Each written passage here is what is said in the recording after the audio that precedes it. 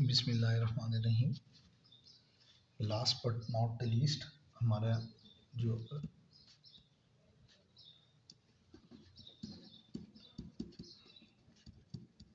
Species है fungi की, Mucor and Rhizopus. ये लेक्चर छोटा सा है और बुक में भी छोटा सा ही लिखा हुआ है, जैसे लाइन में म्यूकर एंड राइजोपस। इससे पहले मैंने आप लोगों को एस्परजिलस पढ़ा दिया था, वो बहुत इंपॉर्टेंट था। अब आपकी तरफ मैं आ रहा हूँ जिसमें जो है म्यूकर एंड राइजोपस है। म्यूकर माइकोसिस, जिसमें हमारे पास जाइगोमाइकोसिस एंड फाइकोमाइकोसिस आते हैं। ये disease cause by saprophytic moulds. ठीक हो गया। तो ये सेप्रोफिटिक मोल्ड्स हैं।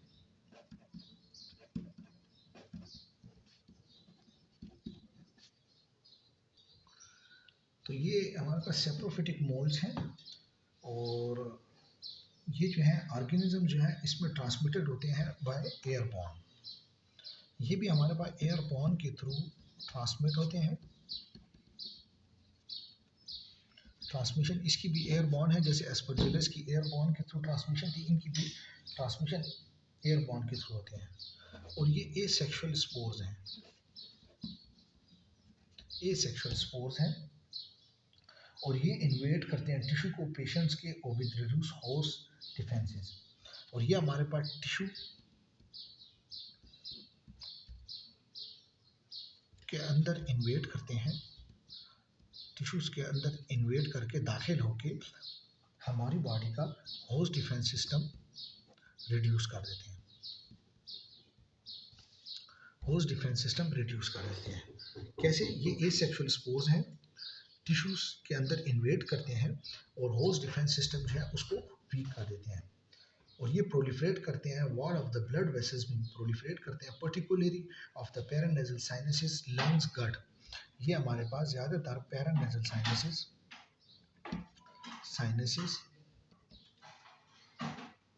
वॉल ऑफ ब्लड वेसल्स, समझ आ गई है, यहाँ पे इन्वेट करते हैं और पैरानेजल साइनसेस, लंग्स, और वहाँ पे जाके हमारे पास infection and necrosis of the tissue करते हैं और distal to block the vessels, और हमारे पास ब्लड वेसल्स को ब्लॉक कर देते हैं। क्या करते हैं? हमारे पास ये जो है, ये स्पीशी जो है, ये हमारे पास टिश्यू को इन्वेट करती है या ब्लड वेसल्स को इन्वेट करती हैं और ब्लड वेसल के अंदर नेक्रोसिस करके हमारे पास ब्लड वेसल्स को ब्लॉक कर देती हैं। तो ये जो होता है ना, ये ज़्यादातर पेशेंट्स में किन में होते हैं? जो डायबिटिक कीटोएसिडोसिस के पेशेंट्स आते हैं, जिनका अनकंट्रोल्ड डायबिटीज़ होता है। ये जो अनकंट्रोल्ड डायबिटीज़ होता है, ये पेशेंट को लेके जाता है डायबिटिक कीटोएसिडोसिस में। इसका एक छोटा सा रिव्यू मैं आप लोगों को देता हूँ कि जो डायबिटिक पेशेंट्स होते हैं, अगर इनका आरबीएस अनकंट्रोल हो जाए, रैंडम ब्लड शुगर इनका अनकंट्रोल हो जाए, तो ये हमारे पास कीटोन बॉडी की फॉर्मेशन स्टार्ट कर देते हैं। और कीटोन बॉडी की फॉर्मेशन के साथ लैक्टिक एसिडोसिस प्रोडक्शन होती है, जिसकी वजह से हमारी बॉडी एसिडोसिस में चली जाती है और ये पेशेंट जो है रेस्टलेसनेस हो जाता है और डेंजर की तरफ स्टार्ट हो जाता है चलना। तो ये ज़्यादातर उन पेशेंट्स के अंदर भी होता है। अगर हमारे पास डायबिटिक कीटोएसिडोसिस के अंदर भी म्यूकर एंड राइजोपस बहुत ज़्यादा होता है और ये हमारे पास इन्फेक्शन क्रिएट करता है। दूसरा जो है, ये पेशेंट्स जो हैं ज़्यादातर कोई इम्यूनो कम्प्रोमाइज पेशेंट्स हों, उनके अंदर भी इनके इन्फेक्शन के चांसेस बहुत ज़्यादा हो जाते हैं, जो म्यूकर एंड राइजोपस को काज करता है। इनका बायोप्सी कैसे ली जाती है? बायोप्सी स्पेसिमेन होता है, ऑर्गेनिज्म जो है वो माइक्रोस्कोपिकली हमारे पास देखते हैं, तो इनके अंदर हमारे पास नॉन सेप्टेट हाइफे होते हैं। इनमें क्या होते हैं? नॉन सेप्टेट हाइफे होते हैं। तो ये नॉन सेप्टेट हाइफे होते हैं इनके अंदर।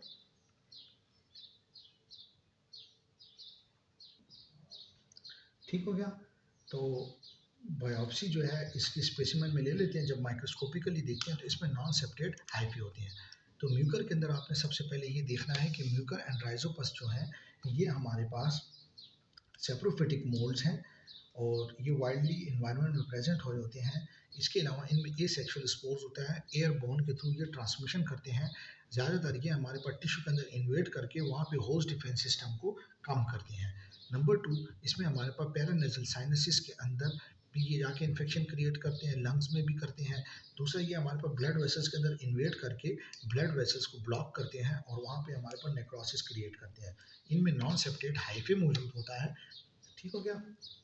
इसके अलावा हमारे पास कल्चर्स के अंदर ये हमारे पास कॉलोनीज फॉर्मेशन शो करते हैं। और इसकी डायग्नोसिस जो अर्ली ट्रीटमेंट जो है ज़्यादातर हमारे पास एम्फोटेरिसिन बी दिया जाता है एंड सर्जिकल रिमूवर होता है, टेरिसिन बी। तो मैंने आप लोगों को जो बताया है वो सारा म्यूकर एंड राइजोपस के ऊपर है।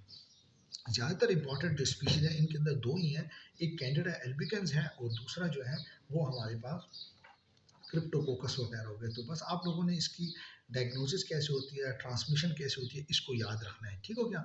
इसके अलावा हमारे पास आके यहाँ पे इनकी जो है ये ख़त्म हो जाता है। एक और स्पीशी है जिसे हम नीमोसिस्टाइटिस कहते हैं। ये जो नीमोसिस्टाइटिस है, नीमोसिस्टाइटिस जो काय है ये क्लासिफाइड एज ए यीस्ट। ये यीस्ट क्लासिफाइड हुआ है on the basis of molecular analysis, ठीक हो गया, और रिगार्ड एज अनक्लासिफाइड ऑर्गेनिज्म। तो इसके अंदर एज सच बुक में भी कुछ इतना खास दिया नहीं गया हुआ। तो बस यहाँ पे आके हमारे पास इनकी स्पीशीज खत्म होते हैं। दोस्तों कहते हैं नीमोसिस्टाइटिस जो है ना ये एक्वायर्ड होता है और ये भी हमारे पास एयरबॉर्न इन्फेक्शन है। एयरबॉर्न इनहेलेशन जब हम कर लेते हैं, ठीक है, कोई एयर ड्रॉपलेट हम इनहेल कर दें तो ये हमारे पास उसकी वजह से होता है और ये हमारे पास ज़्यादातर रिड्यूस कर देता है नंबर ऑफ CD4 सेल्स को। हमारे CD4 सेल्स के नंबर को रिड्यूस करता है, हमारी इम्यूनिटी को डिक्रीज़ करता है और इम्यूनिटी डिक्रीज़ होने की वजह से ये इन्फेक्शन जो है बहुत ज़्यादा बूस्टअप हो जाता है और बॉडी के अंदर इन्फेक्शन और क्रिएट करता है। ज़्यादातर इम्यूनो कॉम्पिटेंट पेशेंट्स के अंदर ये हमारे पास एसिम्टोमेटिक रहता है। क्लिनिकल फाइंडिंग कैसे होती है कि इसके अंदर नीमोसिस्टिक नमूनिया कास होता है जिसके अंदर पेशेंट को नॉन प्रोडक्टिव कफ होती है और पेशेंट जो है हमारे पास एक्सरे के ऊपर इसके अंदर ग्राउंड ग्लास अपीयरेंस होती है। ये याद रखना कि एक्सरे के अंदर हमारे पास इसके अंदर ग्राउंड ग्लास अपीयरेंस होती है। तो याद रखना कि ग्राउंड ग्लास अपीयरेंस किस में होती है, नीमोसिस्टिक सिस्टाइटिक नमूनिया के अंदर ज़्यादातर हमारे पास ग्राउंड ग्लास अपीयरेंस होती है। डायग्नोसिस जो है वो सिस्ट ऑफ नमोनाइटिस होती है पुल्मोनरी ब्रोंकियल लेवाज के अंदर। जब हम देखते हैं कोई स्पेसिमेन लेते हैं लेवाज के दौरान तो वहाँ पे हमारे पास वहाँ पे सिस्ट ऑफ नमोनाइटिस होते हैं, ठीक हो गया। और PCR टेस्ट वगैरह भी इसके लिए यूज होते हैं। सीरोलॉजिकल टेस्ट इसमें यूजफुल नहीं होती। ड्रग ऑफ चॉइस क्या है इसके अंदर, हम इसके अंदर ड्रग ऑफ चॉइस देते हैं ट्राइमेथोप्रेम सल्फामेथाजोल, ये ज़्यादातर इसके अंदर देते हैं। और यहाँ पे आके ये स्पीशी भी ख़त्म हो जाती है नीमोसिस्टाइटिस। तो नीमोसिस्टाइटिस हमने क्या पढ़ा कि नीमोसिस्टाइटिस जो है ये यीस्ट है on the basis of molecular analysis. Pneumocystis जो है वो एयरबॉर्न इन्फेक्शन के थ्रू होता है। ये हमारे पास इसकी पैथोजेनेसिस ये है कि ये CD4 सेल्स के काउंट को रिड्यूस करता है, हमारी इम्यूनिटी को डिक्रीज करता है। क्लिनिकल फाइंडिंग के अंदर हमारे पास नीमोसिस्टाइटिस जो है नॉन प्रोडक्टिव कफ होती है और एक्सरे के ऊपर ये ग्राउंड ग्लास अपीयरेंस देता है। और इसकी ट्रीटमेंट जो है वो ट्राइमेथोप्रेम सल्फामेथाजोल देते हैं और हमारे पास पेशेंट को इससे ट्रीट करते हैं। तो यहाँ पर आके हमारे पास फंगाई स्पीशीज ख़त्म हो जाती हैं। आप लोग मेरे पिछले लेक्चर्स को देख सकते हैं कि उसके अंदर मैंने एक एक कैंडिडा जो है उनको डिटेल में पढ़ाया है। बस ये छोटे छोटे से टॉपिक्स थे जो मैंने आपको बता दिए हैं।